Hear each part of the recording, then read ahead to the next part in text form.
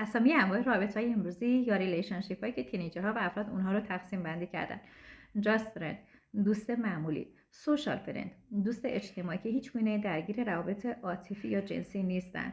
کلوز فرند، دوستان خیلی صمیمی; و سیچویشنشیپ ها کسانی هستن که هم روابط عاطفی و هم روابط جنسی با هم دیگه دارن ولی هیچ گونه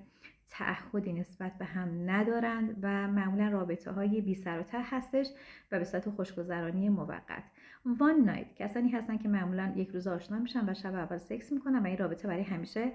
تموم میشه. و روابط بیزینسی رابطی هستش که در اون زن در مقابل دریافت پول با مرد ارتباط جنسی برقرار میکنه و ژیگول یا ژیگولوها کسانی هستن که آقایونی هستن که در مقابل دریافت پول تنفروشی میکنن و خودشون رو در اختیار خانم ها قرار میدن. خیلی از روابط دیگه هستش مثل لانگ دیستنس. لانگ دیستنس ها کسانی هستن که رابطه از راه دور دارن، به صورت چت و تلفنی، معمولا تمایلی ندارن که با همدیگه ملاقات بکنن و خیلی از روابطی مثل روابط